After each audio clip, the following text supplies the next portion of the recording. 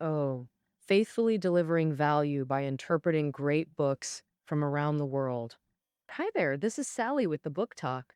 Today, we're exploring the fifth beginning, subtitled 6 Million Years of Human History, How It Predicts Our Future.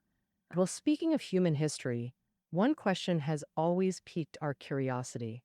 How did humans evolve from tree-dwelling fruit pickers to advanced beings driving cars, sitting in skyscrapers, and playing with smartphones today? So, this book, The Fifth Beginning, offers us a whole new perspective. It shows us that through five distinct beginnings, humans not only rose above animals, but kept advancing towards something higher. Each beginning ushered humanity into a brand new era. We're now standing at the threshold of this fifth major turning point. The author is Robert Kelly, an internationally renowned archaeologist, former president of the American Archaeological Society, and now an anthropology professor at the University of Wyoming. His research focuses on hunter-gatherer societies. He's traveled worldwide for archaeological digs. In this book, the author draws mostly from firsthand discoveries at excavation sites. You'll feel how the author vividly brings ancient human scenes to life while narrating history. This book is about 180,000 words, and I'll interpret the five beginnings of human society: technology, culture, agriculture, the state, and community. Now, let's dive into the first beginning of human history, the beginning of technology. Where should we start the story of human history? 65 million years ago, dinosaurs went extinct on Earth, and 10 million years later, primates appeared. Specifically, they emerged in tropical rainforests and lived in trees. Another 30 million years later, these primates evolved into apes, including one called Sahelanthropus chadensis. 7 million years ago, they came down from the trees, stood up on 2 feet, and became bipedal. Thus, they became a whole new species, the earliest ancestors of humans. Coming down and standing upright freed their hands to hold tools, marking humanity's first beginning, the dawn of technology. So, what was the first tool? You might know it's stone tools, but what exactly were they used for? Scientists have long held two views. One says stone tools could be used for hunting. The other view is that stone tools couldn't hunt. They were for cutting animal carcasses to eat carrion. So, which one is correct? The author tells us that stone tools were initially for eating carrion, but as humans upgraded their tool-making skills and technology, they later used them to hunt animals, sharpening stones to cut meat, dismembering animal bodies into pieces. That's easy to understand, but how did they hunt animals with stone tools? This is connected to humans' upright walking. In 1984, archaeologists in Kenya discovered an almost complete Homo erectus skeleton. He was a little boy, about 8 years old when he died, but his pelvis was already quite similar to modern humans. More importantly, he had long legs. Archaeologists named him Turkana Boy based on where he was found. And based on his leg length, they concluded he could run on 2 legs. So what does this mean? Look, many animals, like cheetahs chasing antelopes in a sprint, humans can't beat them. But cheetahs are sprinters, fast in short bursts, yet they burn a lot of energy. So they're no good at long distance running. Humans' advantage is in endurance. If I target an antelope, even if I can't catch it in a sprint at first, no problem, I keep chasing. I can handle long runs, but the antelope can't. When it tires out, I pounce. Quickly finish it off with a sharp stone tool, and dinner is ready. That's human's edge. Endurance running plus stone tools. Therefore, if humans hadn't come down, hadn't stood upright, hadn't freed hands for tools, hadn't had that first technological beginning, we might still be like gorillas picking fruit in trees today. Um, the emergence of tools distinguished humans from other primates, letting us gain more energy from the environment than competitors, especially by the late Pliocene, about 6 million years ago. At that time, the climate was very dry and many trees died. Back then, primates living in trees had a tough time. But humans weren't afraid, walking upright and using stone tools to get food. Their advantage of surviving without trees and fruits finally stood out, and they began to shine on the African savanna. Plus, another crucial technology was cooking meat with fire. It made chewing easier and digestion more efficient. But archaeologists found that if everything's eaten raw, especially raw plants, you got to eat a lot every day. For example, gorillas eat about 36 pounds of leaves daily, so their bellies are huge and round. Since they use food inefficiently, they need to hold more of it. Early humans had a clear difference from other primates. Their bellies were flat, reflecting that they ate cooked meat. With higher efficiency in absorbing energy from food, they could eat less, leading to flatter bellies. To cook meat, fire is essential. The dawn of technology allowed humans to hunt with stone tools and eat grilled meat, gradually rising above other animals. But hey, just having these skills wasn't nearly enough. How did humans truly become human? This brings us to the second beginning, the start of culture. Between 200,000 and 50,000 years ago, early humans developed culture. Today, when we think of culture, we picture Van Gogh, Monet, Shakespeare, opera, ballet. But early human culture couldn't compare to that. The author wants to explore how did an animal or species develop culture? In other words, what conditions are needed for culture to emerge? The author outlines three conditions. First, vocal ability and language. Second, cognitive thinking.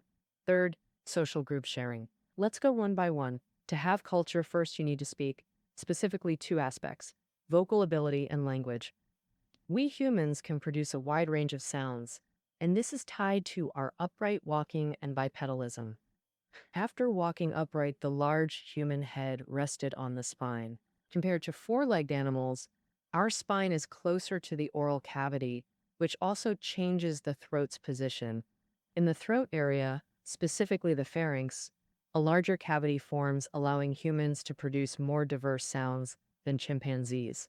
So it's like a guitar, besides six strings, there's a large cavity. When clucked, the cavity vibrates to create beautiful sounds. That sounds alone aren't enough. Making random noises doesn't mean language. Language likely emerged alongside complex tool making. See how tightly this second beginning connects to the first one? So, what's the relationship between language and tool making? Simple tools, like grabbing any stone and roughly shaping it, don't require language. But archaeologists found ancient humans made complex tools, like hand axes. One sophisticated type called the Acheulean hand axe, used for chopping, smashing, and cutting carcasses. You can click the audiobook notes. I've included images of this hand axe. It looks like a smooth, large teardrop with a sharp pointed tip. Making an Acheulean hand axe has multiple steps. First, find suitable stones with the right shape. Second, find wood for the axe handle. Third, find leather or sinew like animal tendons. Fourth, gather resin or minerals, mix them, heat to make glue, then use it to fix the axe head. And see, this process requires planning each step, sequencing, resource checking, and redoing mistakes. Such complex thinking needs a mental tool to link ideas into a complete workflow. And that's how language emerged as that mental tool. I got to keep track of it all in my mind. Before sunset, I need to cut the rubber tree with a sharp stone, extract rubber, rush back to make fire, and boil the glue. Making such complex hand axes absolutely required sophisticated thinking to succeed. Language happens to be the perfect step-by-step thinking tool. We just covered culture's first condition, vocal ability and language.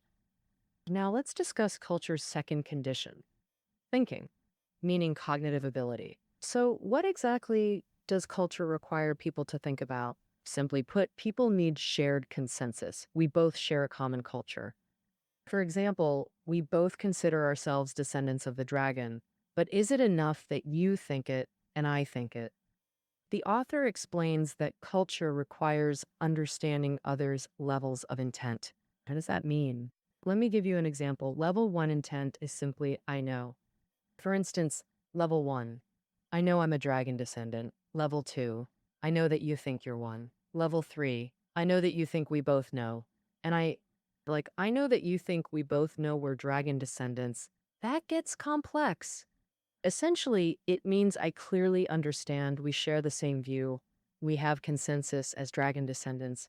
Culture begins precisely at this third intent level. Otherwise, without mutual consensus, where would culture come from?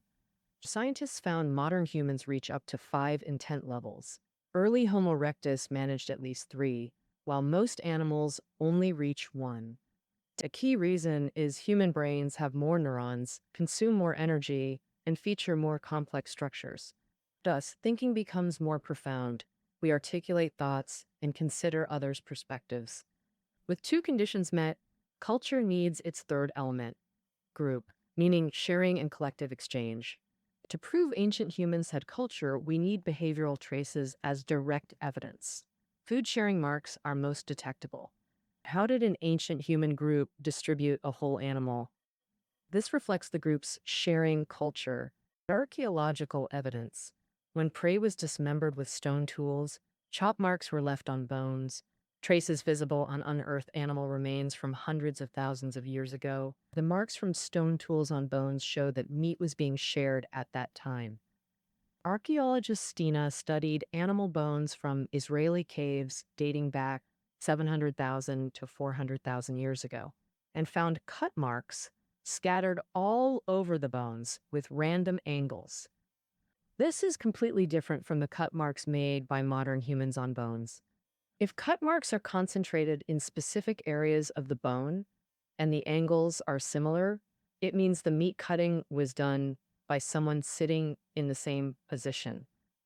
But hundreds of thousands of years ago, the cut marks weren't like that because they were scattered all over the bones with random angles, indicating that the bones were passed among many people.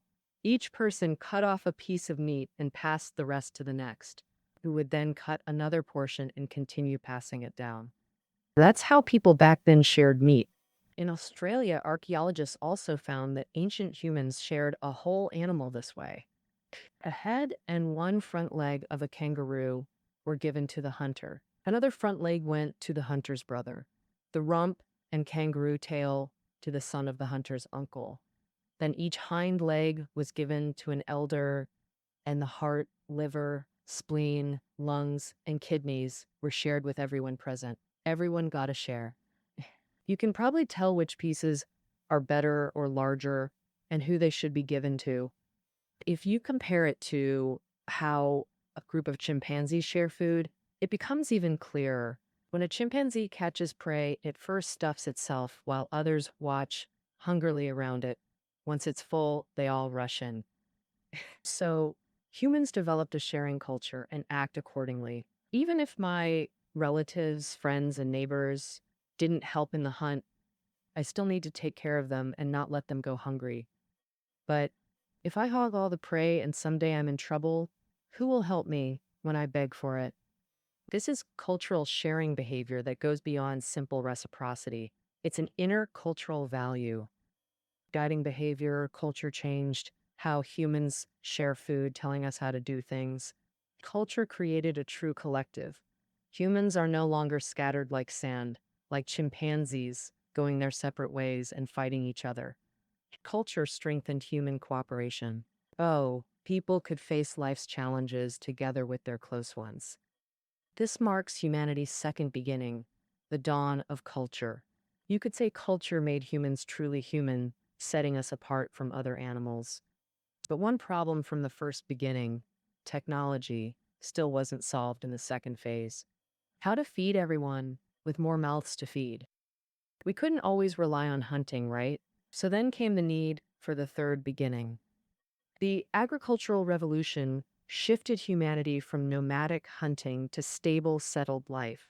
Today, farming might seem ordinary. Eating rice or bread feels completely natural.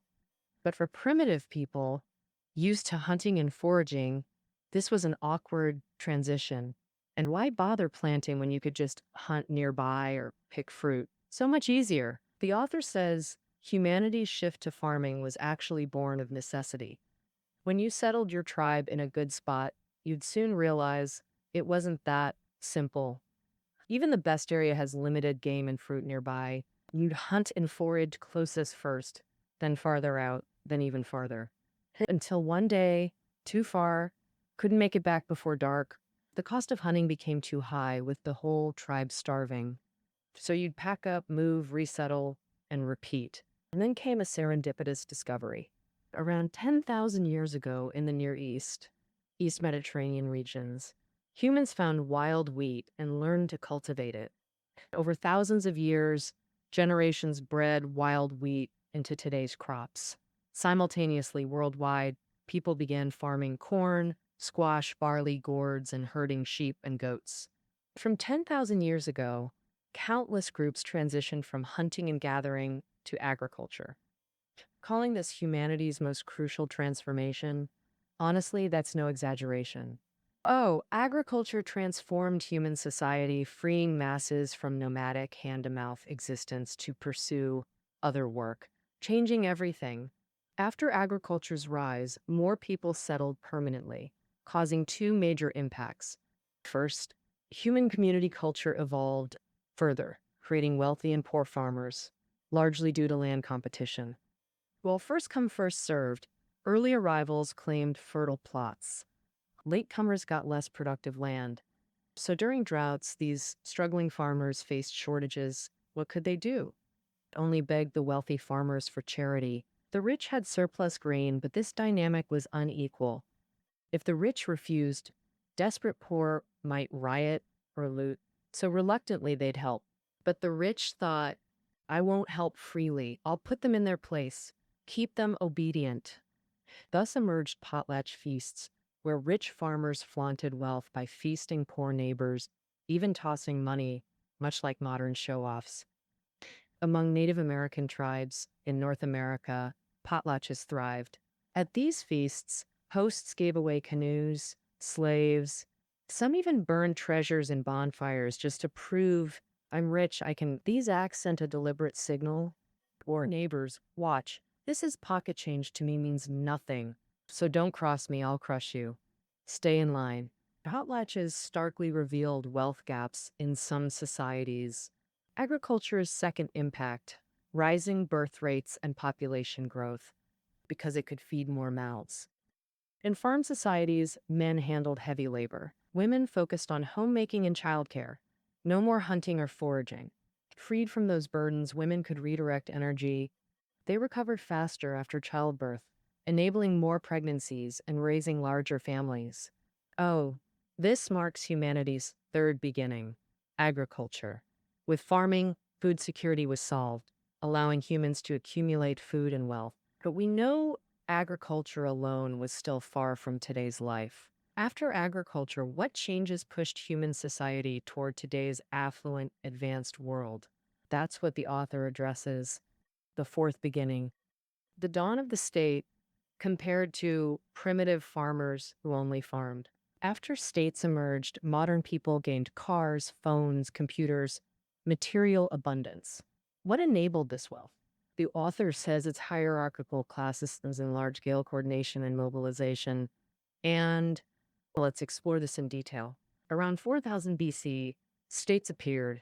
The author defines a state concisely. He states a state is a society with at least three classes: ruling, administrative, and laboring. Why do states represent unequal class systems? The author says, look at ancient monumental structures.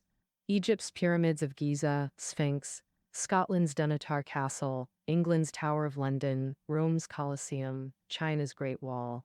These are direct evidence of inequality in ancient states. Well, they served specific needs of the ruling class, like tombs for elites to express divine reverence, proving kings were God-chosen, or administrative hubs like lavish palaces. This class division marks a key difference between states and primitive villages. A village of thousands isn't a state. No one would mobilize to build monuments for individuals.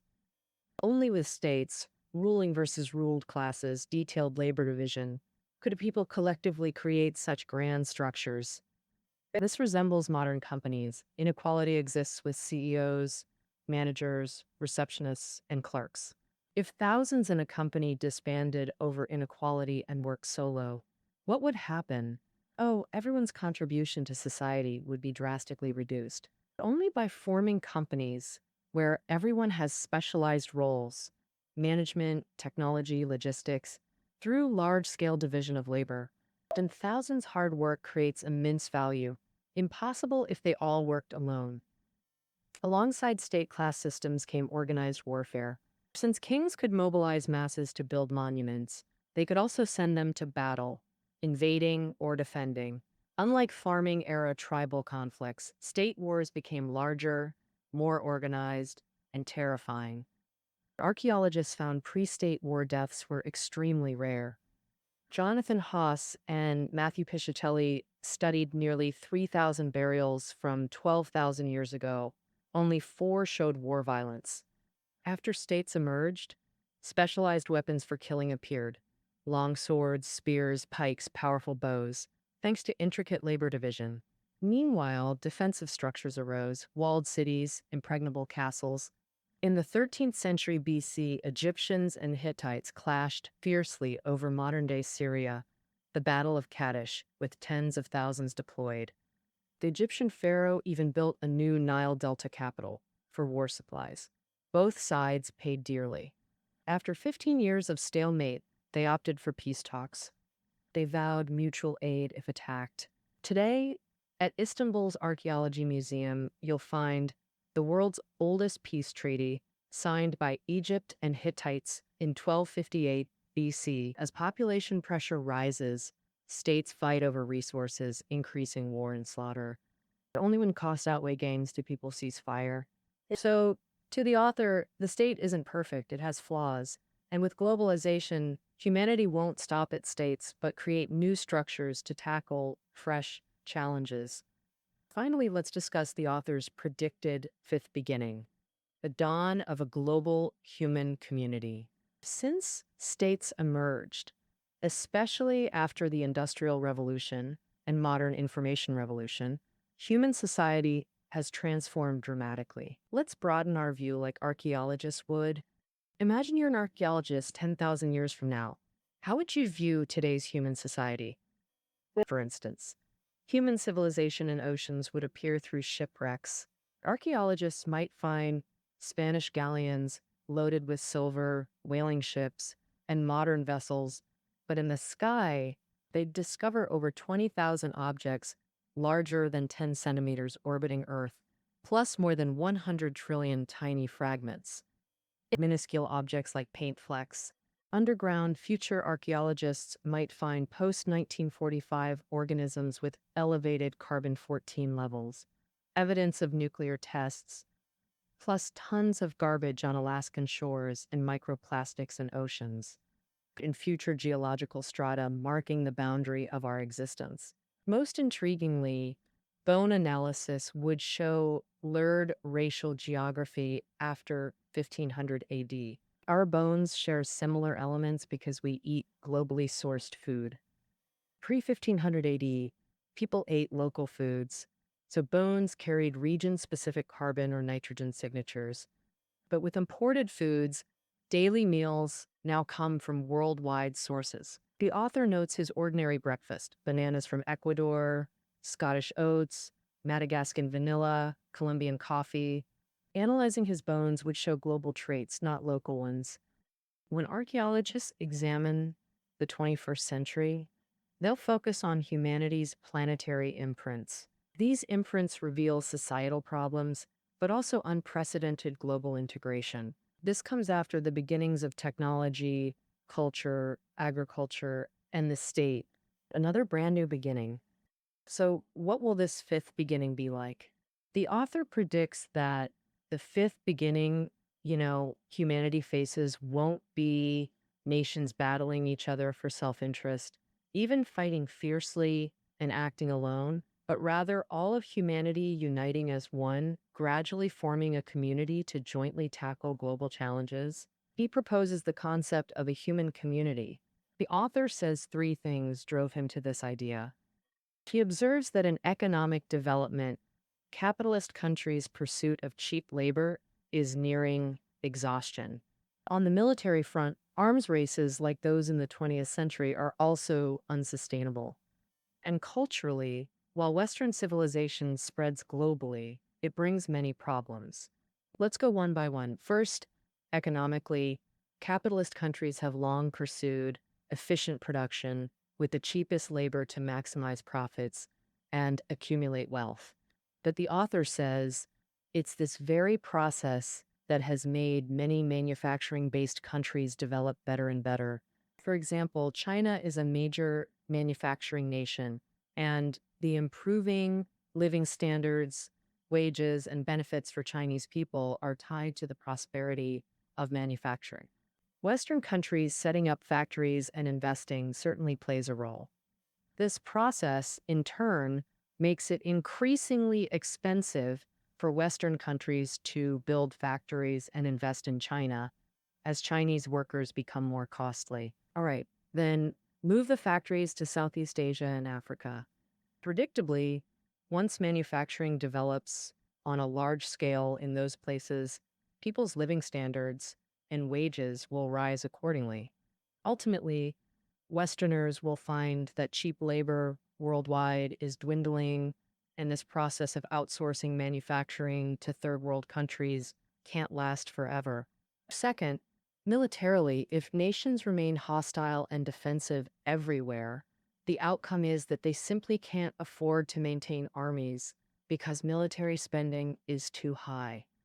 At today's prices, a World War II Mustang fighter cost under $700,000, which a country could afford. But today's latest F-35 fighter costs $130 million per plane, and a B-2 stealth bomber over $800 million. This is unaffordable technology. Once built, you have to treasure it like a gem and barely dare to use it. Oh, the Iraq War and Afghanistan War cost the U.S. nearly $2 trillion total, equivalent to losing two Apple companies in two wars, and future advanced weaponry will only get pricier.